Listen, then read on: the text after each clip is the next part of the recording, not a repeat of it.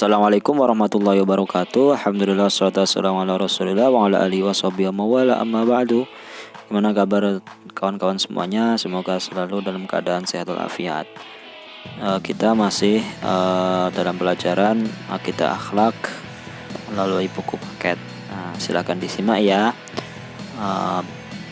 Buku paketnya harus di hadapan kalian. Oke anak-anak, kita sudah memasuki bab ke-8. Kemarin tentang Rasulul Azmi, sekarang bab ke-8 yaitu apa? Tentang membiasakan akhlak terpuji, husnuzon, tawadhu, tasamuh, dan ta'awun. Jika kalian sudah ngeprint pasti sudah bisa menyimak gitu. Silakan dibuka di halaman 133. Di halaman awal tapi itu kalian. Selanjutnya kompetensi dasar yang harus kita capai pada bab ini, yang pertama adalah menghayati sikap husnudzon, tawadhu, tasamuh, dan ta'awun. Yang intinya adalah memahami pengertiannya gitu. Yang kedua, mengamalkan perilaku husnudzon, tawadhu, dan ta'awun dalam kehidupan sehari-hari. Tidak hanya mati dari teori doang, tapi harus diamalkan. Yang ketiga, memahami pengertian, dalil, contoh, dan dampak positif sifat husnudzon. Ini secara teori gitu, pengertiannya apa, dalilnya apa, dan contohnya apa, serta dampak positifnya apa. Yang keempat, mengkomunikasikan contoh penerapan perilaku husnudzon, tawadhu, tawasamuh, dan ta'awun dalam kehidupan sehari-hari. Dikomunikasikan, nanti contoh yang lain bagaimana, tidak hanya contoh satu gitu. Nah, kita pada hari ini ingin membahas tentang dua sifat yang baik ini, yaitu husnudzon dan tawadhu terlebih dahulu. Sekarang kita langsung silakan kalian juga bisa dibaca dari Mari Mencermati tentang kisah Umar bin Khattab dan Yahudi tua. Nanti dari kisah tersebut akan saya berikan tugas apa yang kalian dapat ambil pelajaran dari kisah tersebut. Itu tugas yang pertama. Selanjutnya kita akan membahas tentang wawasan tambahan di halaman 137. Husnuzon. Kalian kan pernah dengar tentang husnuzon, suudzon gitu. Itu apa? Intinya husnuzon itu adalah berpikir positif atau berprasangka positif, sedangkan suudzon itu berprasangka negatif. Ya, intinya begitu. Pengertiannya apa dan pentingnya apa? Bahwasanya husnu secara bahasa kan karena bahasa Arab itu husnu itu baik, zon itu dugaan atau sangkaan atau keyakinan. Jadi menurut istilah husnudzon ini di paragraf pertama adalah adanya pemikiran yang positif terhadap manusia lain, bahwa setiap manusia itu pasti mempunyai kebaikan yang bermanfaat bagi yang lainnya. Ya, ketika orang berbuat apa kepada kita, ya kita berusaha untuk husnuzon gitu, agar kita tidak terjatuh pada lubang suuzon atau berprasangka buruk. Husnuzon berprasangka baik gitu. Ini dasarnya dari mana? Kenapa kita harus meyakini bahwa setiap manusia itu mempunyai kebaikan? Ini di surat Al-Baqarah ayat 237 Allah berfirman, wala tangsawul fadla bainakum innallaha bima ta'maluna basir. Dan janganlah kamu melupakan keutamaan di antara kamu, sesungguhnya Allah Maha melihat segala apa yang kamu kerjakan. Nah, setelah itu kita mengetahui bahwa orang lain punya kelebihan, punya kebaikan. Tuh, berarti kita dianjurkan untuk selalu husnuzon. Hukum husnuzon bagaimana? Dan di antaranya dalil Al-Quran yang menyebutkan tentang husnuzon gitu, atau tentang zon sendiri itu prasangka itu ada di surat Al-Hujurat ayat 12. Ada di hadis juga yang diriwayatkan oleh Abi Hurairah gitu. Ada sebuah hadis yang lain juga tentang husnuzonni min husnil ibadah. An Abi Hurairah an Rasulullah sallallahu alaihi wasallam qala husnuzonni min husnil ibadah. Dari Abu Hurairah radhiyallahu anhu dari Nabi sallallahu alaihi wasallam sabdanya, berbaik sangka adalah termasuk kebaikan dari ibadah. Nah, ini yang bagus, ini dalil yang jelas di situ. Kalau di Al-Qur'an, ya ayyuhalladzina amanu ijtanibu katsiran minadh-dhann inna ba'dadh-dhanni itsm. Sungguhnya sebagian prasangka itu dosa. Itu. Hukumnya itu dalil-dalilnya, hukumnya itu husnuzon itu apa? Yang pertama adalah wajib.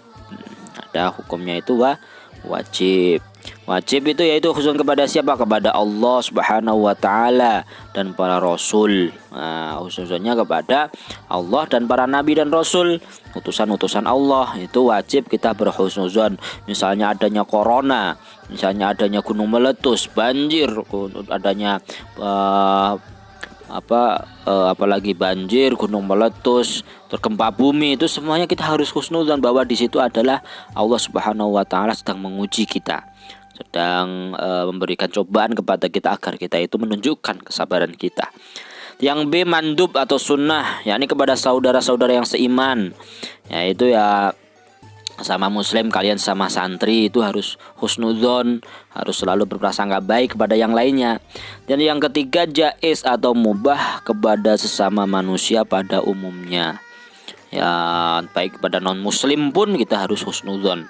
Karena apa? Karena pada dasarnya semua manusia itu merasa saling membutuhkan dan mempunyai kebaikan. Walaupun non muslim itu pun juga mempunyai kebaikan gitu. Walaupun sama Allah kebaikannya itu nanti dibalasnya itu bukan di akhirat tapi ketika orang kafir di dunia.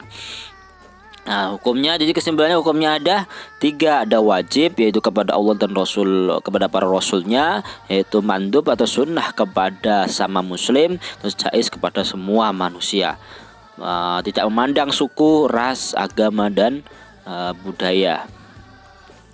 Yang ketiga, contoh-contoh husnuzon kepada sesama manusia.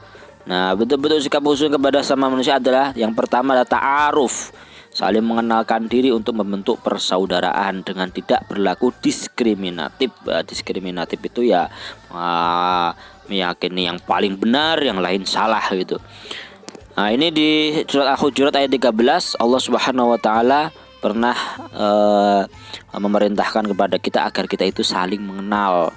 Syu'uban wa ja'alnakum syu'uban wa qabail lita'arafu, supaya kalian mengenal.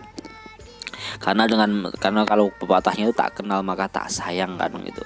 Jadi kita harus saling mengenal dulu. Yang B, mau melaksanakan kerjasama, gotong royong, saling membantu dan menolong gitu. Jadi harus saling membantu dan menolong.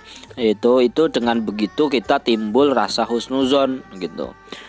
Terus yang C, memberikan kepercayaan kepada sama manusia pada bidang-bidang atau urusan tertentu. Nah, ini berarti mempercayakan kepercayaan, amanah gitu loh. Di Az-Zumar ayat 39, ya qaumi a'malu ala makanatikum inni 'amil fasawfa ta'lamun. Gitu, karena setiap manusia itu mempunyai kemampuan. Masing-masing pasti punya kelebihan dan punya kekurangan. Yang kekurangan itu jangan berusaha untuk suudzon, yang kelebihan itu mari kita selalu untuk husnuzon. Yang dia mau memberikan masukan, saran atau dakwah untuk Islam. Nah, ya untuk perkembangan Islam lah gitu loh. Jadi dengan begitu kita akan selalu husnuzon. Nah, yang E, menerima dengan lapang dada masukan orang lain. Ya kadang-kadang itu menganggap kritikan saran itu sebagai masukan yang membangun dan meningkatkan kualitas diri. Ya, ada kritikan boleh, tapi kritik-kritik yang membangun kita terima. Kita selalu husnuzon bahwa yang kritik itu demi kebaikan kita. Yang keempat, hikmah husnuzon kepada sama manusia. Di antara hikmah kita membiasakan berlaku husnuzon adalah yang A, menenteramkan hati, ya karena semua orang baik, dianggap semuanya perlakuan manusia itu baik, ya udah gak ada rasa benci.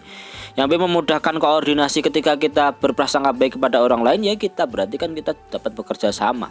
Itu nggak pernah timbul rasa aku takut begini, takut begitu. Nah, itu memudahkan untuk kerjasama. Yang C, memberikan dorongan kepada orang lain untuk mengembangkan potensi hidupnya. Ya, ketika kita percaya sama orang lain, kita memperbaiki prasangka kita kepada orang lain, itu membuat orang lain itu mampu mengembangkan potensi hidupnya. Yang dia memberikan kemudahan untuk komunikasi, yaitu hampir sama dengan kolaborasi tadi, dengan kerjasama, gotong royong gitu. Yang E, bagi seorang dengan husnuzon itu akan mendapatkan banyak hal tentang kebaikan dari orang lain. Ya, banyak kebaikan, karena ketika kita sudah husnuzon berbuat baik, itu pasti kebaikan akan kembali kepada kita. In ahsantum li anfusikum, jika kamu berbuat kebaikan berarti kamu telah berbuat baik untuk dirimu sendiri. Nah, di sini ada membiasakan diri berperilaku husnuzon, itu ada 3, silahkan dibaca sendiri. Sekarang kita mengalih kepada tawadhu. Apa itu tawadhu? Tawadhu itu tawadhu sebetulnya apa sih? Nah, secara bahasa itu dari berarti meletakkan. Atau dalam KBBI itu tawadhu berarti rendah hati. Sedangkan secara istilah yang dimaksud dengan tawadhu adalah sikap dan perbuatan manusia yang menunjukkan adanya kerendahan hati, tidak sombong dan tinggi hati, mudah tersinggung gitu loh. Jadi selalu rendah hati, nggak sombong, nggak tinggi hati, nggak mudah tersinggung, itu namanya tawadhu gitu. Walaupun dia hafal Al-Quran, dia tetap tawadhu. Walaupun dia hafal ini, hafal itu, dia tetap tawadhu. Walaupun dia juara, dia tetap tawadhu. Walaupun dia bisa ini, bisa itu, dia tetap tawadhu. Dalilnya mana nih? Surat Al-Furqan ayat 63, wa ibadur rahmanil ladzina yamshuna 'alal ardi hauna wa idza khatabahumul jahiluna qalu salama. Tuh.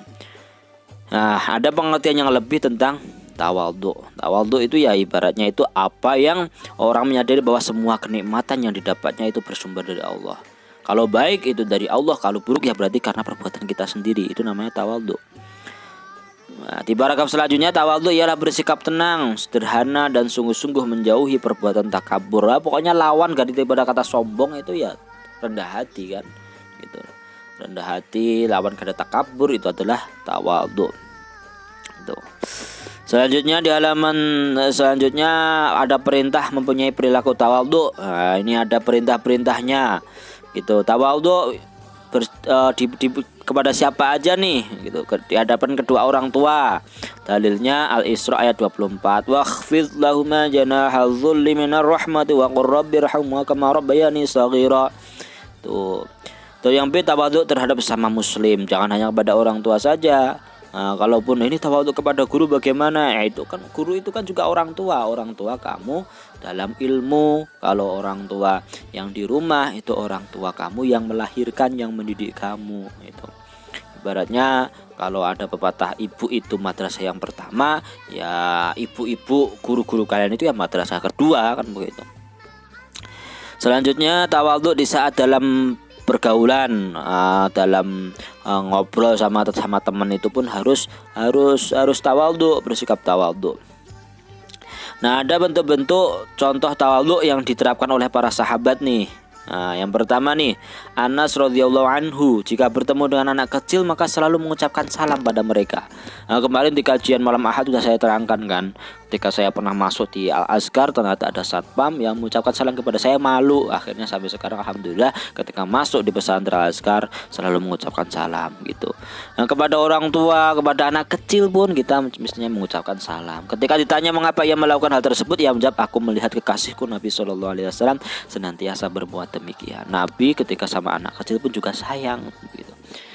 Yang beda dari Anas juga, Nabi Muhammad SAW memiliki seekor unta yang diberi nama Al-Azba yang tidak terkalahkan larinya. Maka datang seorang Arabi dengan untanya dan mampu mengalahkan, maka hati kaum muslimin terpukul menyaksikan hal tersebut. Sampai hal itu diketahui oleh Nabi, maka beliau bersabda, menjadi hak Allah jika ada sesuatu yang meninggikan diri di dunia pasti akan direndahkan di akhirat. Ya, orang yang merasa sombong di dunia maka akan direndahkan di akhirat. Gitu loh. Dari Abu Sa'id Al-Khudri juga ini bisa dibaca sendiri gitu.